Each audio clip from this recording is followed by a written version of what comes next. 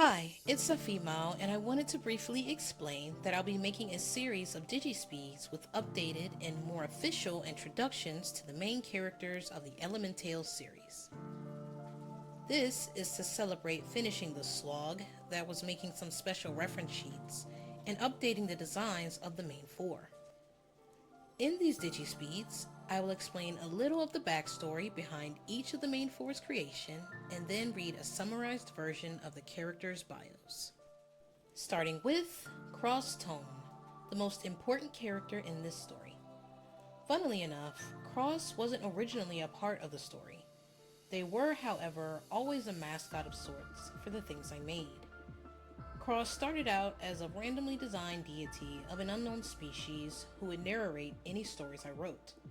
The name Cross, I'm sure, was inspired by two brothers I met when I was little. One was named Cross and the other was Creed. I think my friend and I thought the names were cool and gave them to our characters. Creed, originally my friend's character before she gave him to me, became the name of Cross's older brother. Thinking about how characters got their names now reminds me of another way my friend and even my siblings would get names for our characters. We'd look through these big word-finding books, they had a lot of for some reason, and if we saw a cool sounding name, we'd try to claim it before the other got it. Now on to the outfit. I think the plain t-shirt was just one of the default clothing designs I would fall back on when I was younger. I also think it was just easier to make plain white clothing because it preserves my color pencils and meant less work for me to do. Even then, sometimes I just didn't like doing too much in one drawing. As for the long coat, I have no idea directly where that came from.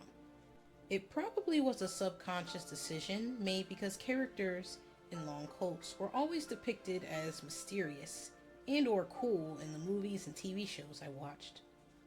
I guess I ignored the shady characters who also had this design element. I'm sure the baggy pants were the result of it just being my fave style of pants, and they still are. It's also likely due to the influence of what was popular in fashion at the time. Cross's hair was undoubtedly inspired by anime, which started my love for long hair on male characters. It being silver also had to be influenced by the cool character archetype in anime, still seen to this day. Yet again, I added cool thing to character design because cool. I didn't really need much more of a reason to add elements to my characters, and I'm sure it's the same for children in general, and if we're being honest, even adults. Another design choice I know many can relate to is having one eye covered by hair to avoid having to draw both, and struggling to line them up. Looking back at my collection of characters from the past, so many of them had one eye covered by hair. The wings may have been slapped on to make Cross seem more deity-like, as that's always what they were supposed to be. I don't know if this happened at the beginning of Cross's creation or later down the line, but I gave them a yo-yo. Cross being a child, it just made sense to give them a toy that also functioned as a weapon. One part at the core of Cross's character since their creation that I know 100% came from me was my love for stories. My family always shared stories, and I absolutely loved to hear them, even if they've told it before. This included how my parents would break down movies and books to teach us how to find the morals and lessons within them. I also liked reading a lot. This deep appreciation and love for stories was passed on to Cross, leading them to becoming a griot. I used to say griot until years later learning that was not how you're supposed to say it. Anyway, a griot is an important person who passes on history through telling stories instead of writing them down. Cross was the god of stories and history, being titled as the griot god, but over time that evolved and they became something more.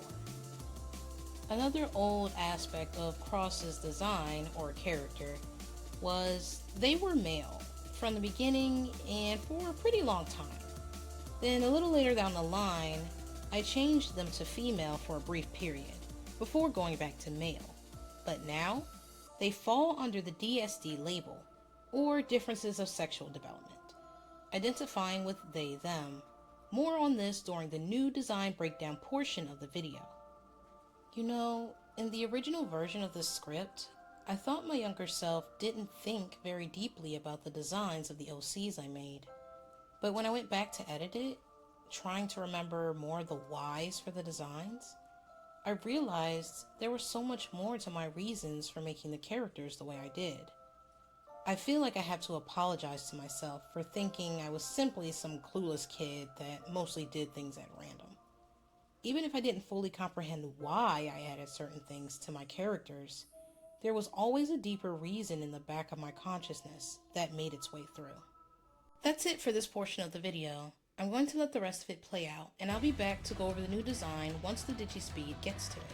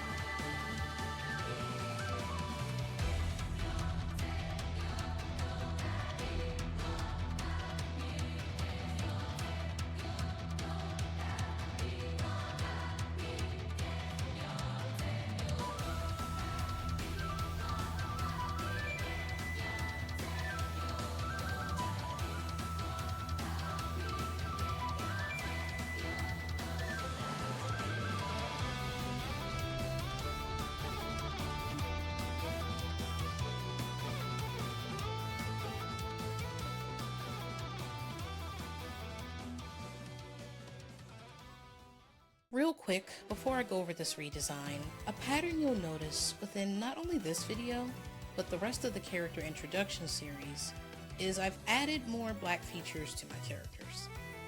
Cross, like all my characters, were heavily influenced by the media I had access to. At the time, there weren't a lot of things that had melanated folks, or beings that were black coded, so of course this influenced the characters I made. Today, media is still pretty lacking in this department, but it's a bit better than it was. I'm grateful for my family for teaching me how to love myself, and digging around to find things with people that looked like me in it, as well as making things themselves for me and my siblings. This inspired me to make art and visual media that reflected me and who I was, because that's what I personally wanted to see. With all that cleared up, back to the design itself. Instead of being some random species, Cross is now a fox, a bad-eared fox specifically. I chose this for 3 reasons. 1, I was tired of media always defaulting to the same species of animals like others don't exist.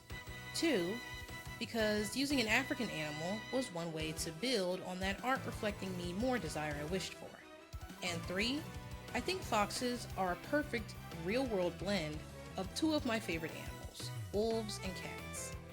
I really like bats as well, likely because of a silly animal personality test. This species of fox just had everything. Yes, I embrace silly reasons for wanting to do things.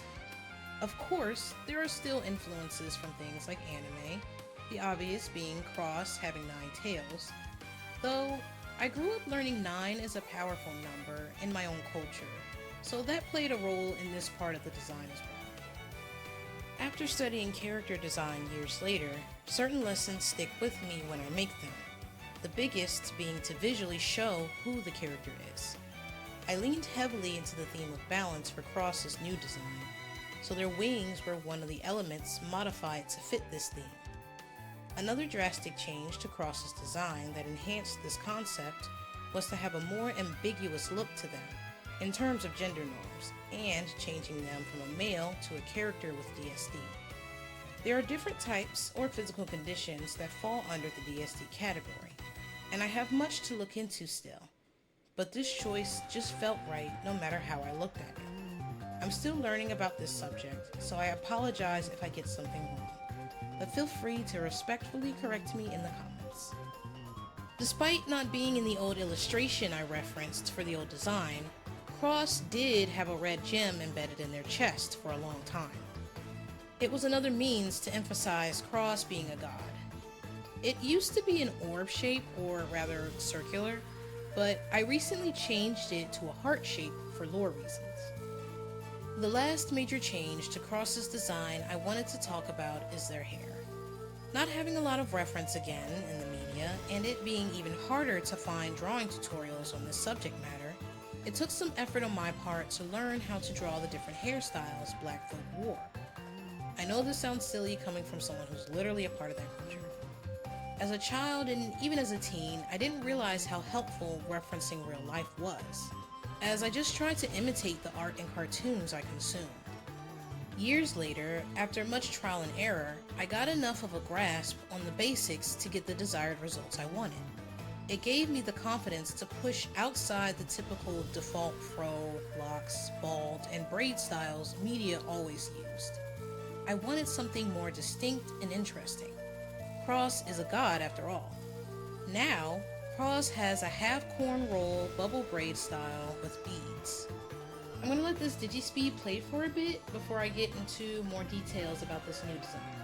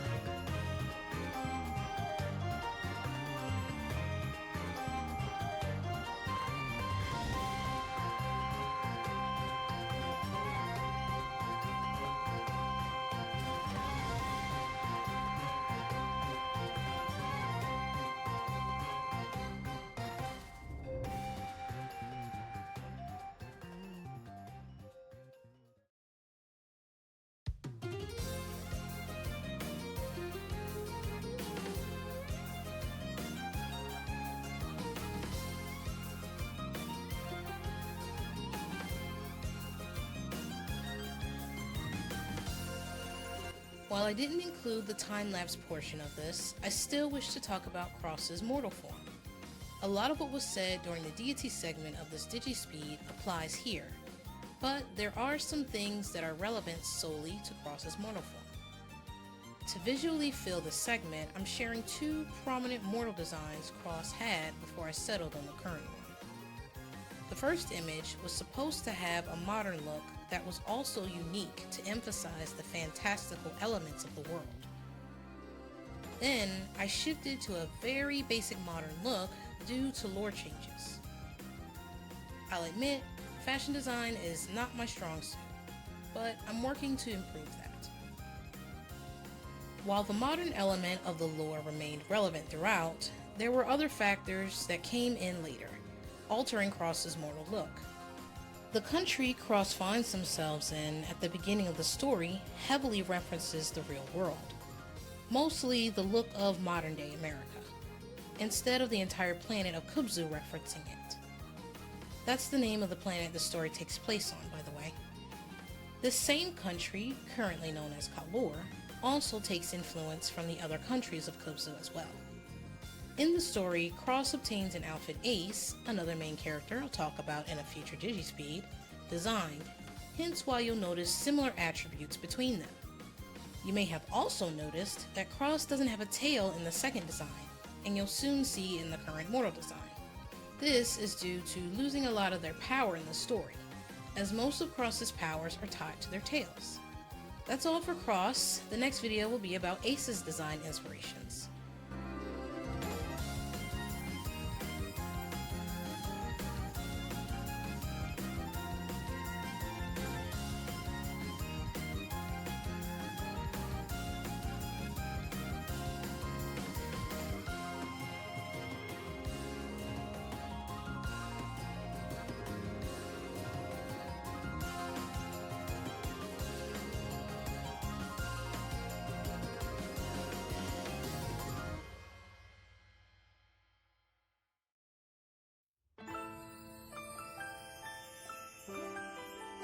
To finish off this video, here's the summarized bios for both Cross's deity and mortal forms.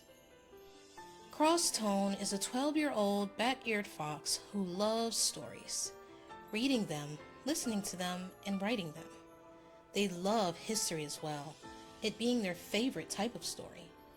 If they aren't occupied by a book, listening to someone's tall tale, or recording the world's events around them, they're playing with their favorite yo-yo, which they're pretty good with. Cross believes themselves to be better than others, and quite important, being a deity owl. Immediately after birth, just like any young and inexperienced new deity, their emotions were separated from them. These separate emotions took the form of a creature Cross calls Apo. This creature is responsible for giving, taking, and changing Cross's emotions. Because of this, Cross, like many deities, carry out their purpose without hesitation, which can make it hard for some of them to comprehend the thoughts and feelings of mortals. Even though Cross was born to be the deity of order, as a counter to Nen, the deity of chaos, Cross's fascination with history caught the eye of an ancient being known as Hike, who decided to make the young god the next record keeper, on top of their duty as the deity of order. With so much responsibility, Cross spends a lot of time studying and observing other worlds, not leaving much room for social interaction. A terrible event injured Cross, leading to the loss of a lot of their power, some of their memory, and permanently merging them with their emotions. Since they aren't used to maintaining them, this leads to many emotional situations Cross struggles to handle. Cross was found by Saphimau and Nana, who nurtured them back to health. During this time, Cross regained enough of their memories to realize the world was in grave danger. From what? They don't recall, but they get the feeling it's their fault. Cross wants to prove they are still worthy of their titles, desperately clinging on to their celestial origins, the one thing they remember clearly. They believe a deity such as themselves shouldn't need help with stopping the unthinkable from happening, even though deep down, they're fully aware they can't do this alone. So, Cross reluctantly seeks the aid of the descendants of the Elementals, beings whose power rivaled that of a god.